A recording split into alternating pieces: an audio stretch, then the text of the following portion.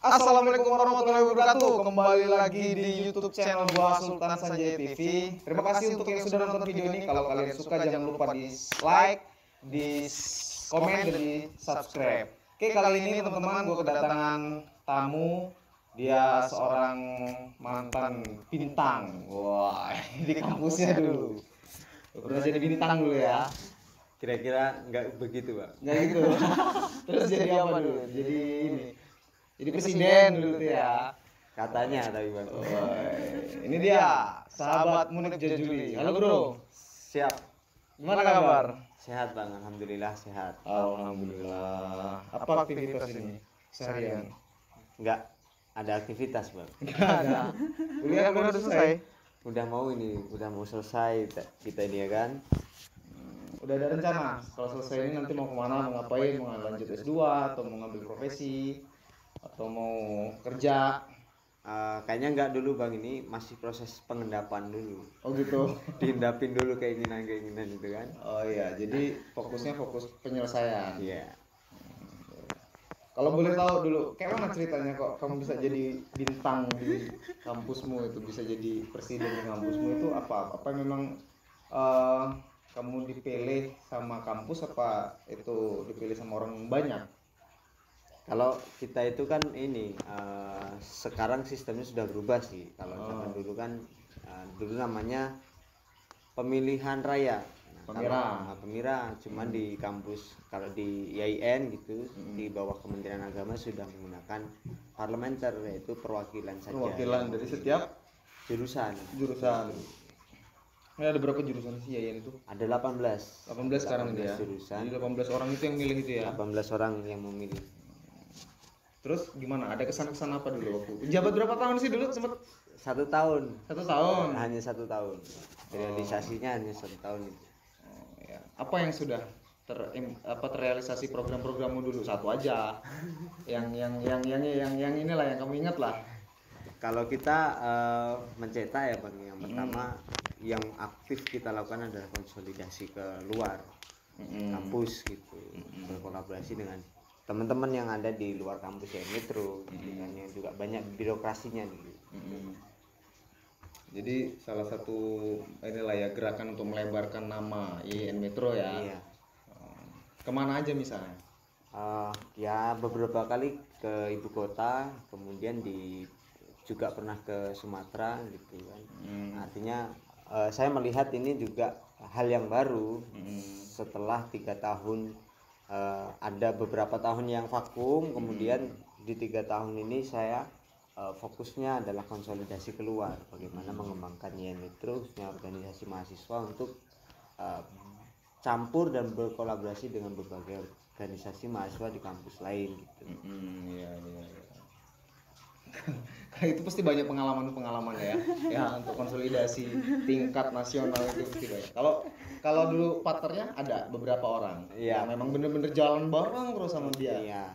Kalau saya bisa menjalankan proses itu kan tentunya bukan Superman Bang, tapi adalah seperti jadi ada tim-tim yang kemudian. Jadi bukan masanya Superman lagi saat ini ya, tapi seperti. Memang seperti keren.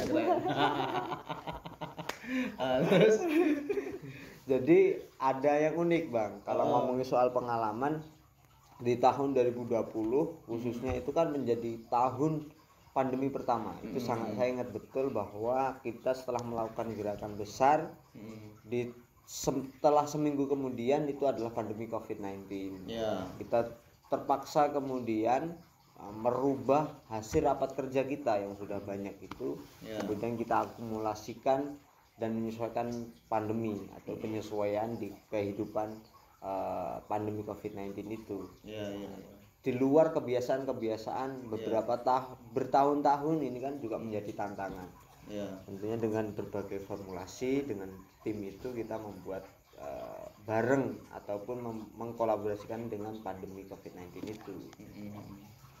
Iya, memang banyak kerasa banget sih ya, nggak cuma di lingkungan mahasiswa sih ya, di lingkungan masyarakat juga ya banyak perubahan lah ya. Yang tadinya kita kumpul bisa mengkerumun, ini suruh jaga jarak, suruh pakai hand sanitizer, itu aja sudah suatu bentuk yang kelihatan ya. Apalagi melakukan sebuah perubahan. Siap. Terus selain itu kendala-kendala lain atau pengalaman-pengalaman yang bukan kendala lah ya, tapi pengalaman yang sangat ada yang sangat buruk ada nggak waktu pas masih menjabat itu? Saya ceritanya ini menjadi pengalaman sih, menurut saya itu menjadi pengalaman besar bahwa saya kurang komunikasi kepada yang lebih tua itu. Yang dengan semangat muda tumbur sana tumbur sini juga menjadi hal yang menurutku perlu dievaluasi oleh generasi saya kemudian dan generasi setelah saya itu memang. Jadi kerasa betul kalau kamu tuh waktu itu nggak jarang untuk koordinasi sama pemimpin-pemimpin sebelumnya. Iya, karena ya gimana ya, lagi semangatnya ya kan, nggak sepakat tumbur gitu. Dengan mengkolaborasikan itu. Tapi sebelum jadi presiden jadi apa dulu? Jadi bupati, gubernur. Kalau kita kan jurusan baru, Bang. Ya. Jurusan baru yang baru ada di tahun angkatan saya, terpaksa kemudian berkolaborasi dengan jurusan lain, dan itu harus kalau saya aktifnya itu kan di organisasi mahasiswa itu selain Dema, Sema, kemudian juga ikut di Pramuka juga, yang itu organisasi internal kampus. Nah, untuk ke sana untuk menjadi ketua Dema itu kan biasanya ya jadi apa dulu, jadi jadi bupati, jadi gubernur, karena dia akan punya pengalaman. Nah, kalau kamu itu kan pasti harus ini tadi harus ya harus menyesuaikan diri lah, ya kan, karena belum menjabat sebelumnya. Itu menjadi ini enggak? Menjadi hambatan enggak? Kalau menurut saya itu bukan hambatan sih. Malah bukan hambatan. Karena saya ingat betul habit. Yang pertama itu kan kita kebiasaan dulu. Ya, mungkin juga sebelumnya juga saya berkolaborasi gitu. Ikut pokoknya manut gitu, ikut apa diajak, kemudian nggak diajak ya kita hadir, berkontribusi walaupun cuma datang ataupun kongko di kampus juga kita sering melakukan itu, dan itu menjadi habit dan sehingganya menjadi karakter. Nah, sebelum saya ketua Dema itu ya karena saya aktif juga di Pramuka, nginep ataupun di sekretariat itu banyak. Sebelum saya jadi presiden juga banyak orang-orang yang mengenal aktivis kampus lah istilahnya waktu zaman itu sehingga nggak tabu lagi ketika saya jadi presiden mahasiswa. Kemudian dari dosen-dosen juga banyak yang berkomunikasi, habitnya juga dibangun gitu. Tapi kalau tampang memang ada. Oke lah ya nggak teman-teman, kalau tampang dia ada lah, menarik perhatian para kaum hawa ya nggak ya untuk memilih. Tapi kalau cita-cita ada nggak ke depan? Maksudnya mau jadi politisi, mau jadi presiden Republik Indonesia, atau mau jadi yang di mana wilayah birokrasi, ada nggak cita-cita ke sana? Ya mungkin ada, Bang. Tetapi dan berkemungkinan juga bisa dengan gaya kita, kemudian dengan habit kita. Tapi hari ini kan yang saya bilang masih ngendap dulu nih keinginan kita nanti. Emang kamu ngerasa pantas jadi birokrasi? Kamu sudah berhasil belum memimpin IAIN, mahasiswa IAIN Metro waktu itu? Kalau ngomongin berhasil tentunya tentatif ya, berdasarkan asumsi orang. Tetapi saya enggak gitu dong. Enggak gitu. Kamu pasti punya penilaian terhadap kamu dan tim di dalam Dema itu. Udah nggak apa-apa, pede aja. Kalau berhasil ya bilang berhasil dong. Cuman apa nih gitu kan? Berhasil nggak waktu itu? Kita membuat ataupun baru pertama kalinya sekretariat Dema itu ada di IAIN Metro. Itu di tangan kita, Bang. Pembangunannya itu di tangan kita dan kita usahakan. Sekretariat Dema ya. Sebelumnya nggak punya sekret. Sebelumnya nggak ada sekret Dema ini. Jadi kemana? Kalau ngetik surat kemana? Ya cuma di belakang GSG itu. Tempatnya jadi satu di belakang GSG. Jadi salah satu bentuk real nyata itu adalah adanya berdiri sekret Dema ini dari kepemimpinan kamu ya. Kalau pencapaian di level nasional kan hingga hari ini masih jadi koordinator pusat kajian dan gerakan PDKIN se-Indonesia itu. Koordinator pusat kajian dan gerakan se-Indonesia. Terus itu tadi itu. Kalau gimana? Ya itu tadi, kamu kalau mau ke birokrasi pasti kan punya cita-cita ya. Ingin apa? Biasanya kalau aktivis itu kan ingin merubah Indonesia ini menjadi lebih baik lagi, ingin ya kan menusa dan bangsa ini ya kan. Nah gimana, kamu punya visi misi apa kalau jadi birokrasi beneran? Karena sudah tersistem ya birokrasi itu, mau nggak mau harus ada orang yang istilah saya itu gerakan revolusioner.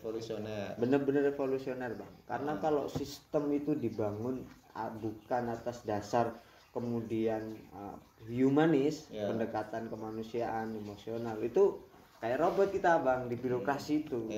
Bekerja tapi tidak ada kemudian yang nilai-nilai yang perlu kita bahas bersama. Nah, itu menurut saya ini santri banget ini loh. Ini santri banget ini, asli ini. Ya bener ya, pernah nyantri dulu ya? Iya pernah. Karena kalau basicnya pemimpin itu seorang santri pasti gitu yang dipikirkan biasanya ya. Dipikirkan adalah orang banyak, nggak hanya kepentingan pribadi. Ya. Di tengah-tengah kesibukan ini kamu sekarang ini udah berapa? Yang kamu urus? Berapa orang yang kamu urus? Cewek-cewek fans Munif and friends gitu kan. Nggak pede bang saya bilang gitu karena nggak pernah menelusuri juga. Oh gitu. Entah ada ataupun nggak ada gitu. Ya pasti ada lah, pasti kamu juga tahu lah. Tapi ya serius, karena waktu itu juga waktu zamanku kan waktu itu presidennya M. Lutfi Hakim ya. Dia setauku dia nggak punya pacar, maka kami sebagai anggota itu ngerasa dia itu milik kami bersama gitu kan. Artinya keterbukaan itu akan ada gitu kan. Kejujuran itu dan feel perasaan ke apapun terkait urusan kampus maupun urusan yang lainnya itu lebih terbuka kepada Lutfi Hakim karena dia milik bersama gitu kan. Nah kalau kamu dulu gimana dulu? Dulu nggak ada, malah waktu saya zaman itu nggak ada karena kalau ngomongin soal proses bang, apa artinya waktu itu bener-bener nggak ada space menurut saya karena sebelum saya jadi presiden itu pun waktu terakhir kita ngurusin pramuka dan di teman-teman Sema Dema dan salah satu ini karena saya angkatan pertama di jurusan otomatis menjadi kayak contoh representasi dari teman-teman itu. Maka ya waktu kita itu benar-benar habis di situ. Habis nggak punya malam minggu ya kan. Wah, malam minggu pokoknya rasanya kalau nggak ngurusin surat, kalau nggak keluar kemana itu waduh. Pokoknya nggak ada space di situ. Dengan banyaknya kesibukan itu sampai kita lupa terhadap kepentingan pribadi sebenarnya. Dan kalau saya review kesibukan ataupun kegiatan saya di tahun saya menjadi pertama mahasiswa sampai itu, kalau saya mengulang lagi itu nggak kuat positif kondisi fisiknya waktu itu, tapi mental kemudian dan buktinya pun kita diberikan kenikmatan gitu untuk menjalani itu. Nah, itu kalau sekarang saya ulang-ulang alangkah berat gitu ya kan. Karena sekarang udah ngaji mungkin. Sebenarnya kalau masih di jalur itu masih kuat, tapi bedanya kalau sekarang sudah keisi sama imun positif ya kan. Iyalah pasti. Jadi energi positif yang sudah kita dapatkan itu akhirnya membuat merasa diri kita sudah tidak sanggup lagi di wilayah birokrasi. Karena kan kita tahu birokrasi kayak mana kan, carut marut, tabranta, tumbur sana, tumbur sini, energinya besar betul kan? Iya, energinya besar betul. Iya, jangankan ngurusin program, yang ngurusin internalnya aja kan kerasa ya. Gitu.